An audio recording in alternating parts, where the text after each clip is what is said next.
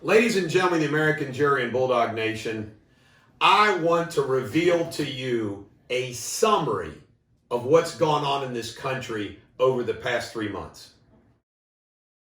We need to do this every once in a while. First, the election in 2016 of Donald Trump. They didn't think it was coming.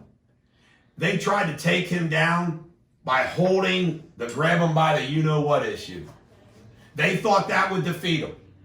It didn't work. We now know that between the transition team, they were spying on him. They were spying on a president-elect. They caught Flynn, allegedly, in this lie, which has fallen apart. We have to endure a Mueller report, and this was all caused by Jeff Sessions, Rosenstein. They inflict this. The whole Russian thing becomes a joke. We know it's a joke.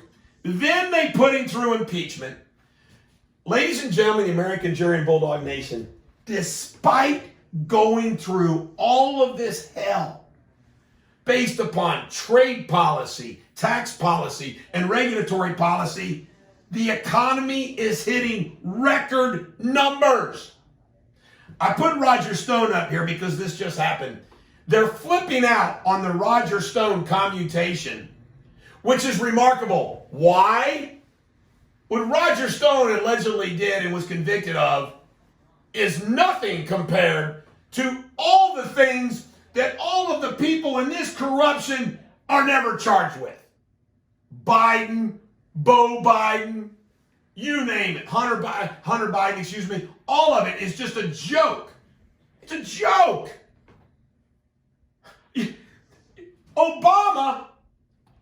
Bill Clinton pardoned the woman who was a terrorist who's helping run Black Lives Matter. Roger Stone's not a terrorist. So then what happens? The economy's rocking and rolling. The coronavirus. The media, you can sum the whole coronavirus up with this. Media asking every single politician and every corporation, every American, what are you going to do? People might die if you don't do this. People might die if you don't do something. What are you going to do? What are you going to do?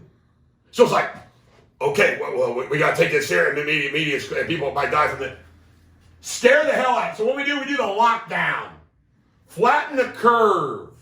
Flatten the curve. Now, the numbers. This blows me away. 3 million Americans have gotten coronavirus. Over 100,000 have died, allegedly, coronavirus. Well, let's break that down. That means that everybody who got the coronavirus in March, because it lasts 14 days, March, April, May, June, through almost the end of June, are all better. They keep throwing this 3 million. What? They're already better. There's not 3 million people walking around with coronavirus. They're all better. If you got the coronavirus in March, April, May, June, and you didn't die, you're better. It gets even better. Dr. Birx admits, she admits, anybody that dies that has coronavirus, that's the cause of death. What? We also know that coronavirus attacks the elderly and those people with pre-existing worse. Now they're talking about this spike in numbers. Who cares if you get the coronavirus if nothing bad happens to you? The death numbers, it's less than a 1% die if you get it. Guess who doesn't get it? Kids. So now they're saying, oh, kids. And look what it did to the economy. It is hysterical. Coronavirus. The issue isn't coronavirus. The issue is how many people die from it. Not many. And the ones that do already have an underlying problem. It is unbelievable. So then, on top of that, we got to deal with race. George Floyd. Everybody said, yep, awful what happened to him. Black Lives Matter hijacks it, and we get the statues, we get the cancellations, we get to defund the police and everything else. Here's Trump rolling, and they lay this on him, and then they lay this on him. And this is the hysterical, I mean, you can't make this up. Ladies and gentlemen, the American jury and Bulldog Nation, I know political science. I know politics. By the way, Wall Street Journal did an article over the weekend. Remember they all talk about, will Trump accept the election results? Every time they've lost since 1968, the Democrats have called the election illegitimate, except for the 49 state landslides of Reagan. Every time they've lost since 1968, the Democrats have called the election illegitimate. Now, here is what's going to happen. I called it in 2016. I'm calling it right now. Hell, I've already called it before. The backlash of this.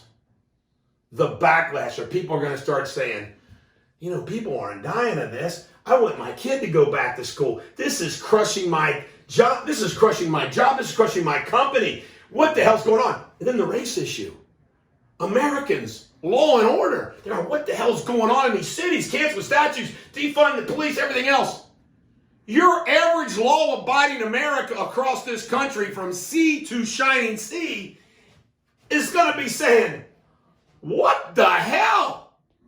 And some polls are showing there already is starting to be a backlash. I can tell you this, ladies and gentlemen, the American jury and Bulldog Nation, it's never bad to be the law and order candidate.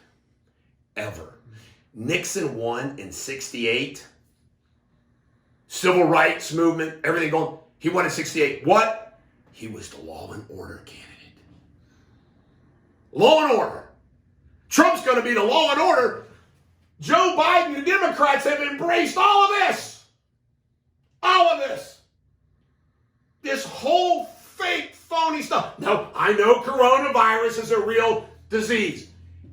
What's fake about it is the impact, the reality of the science if you get it. It's truly unfreaking believable. And I haven't done that in a while, but I wanted to summarize because it's important to put everything in context and perspective. And I left a lot out, but that's the crux of it. That's the crux of it. It's hysterical.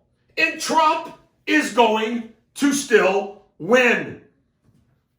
He's still going to win. They're going to say, oh my God, coronavirus race didn't do what?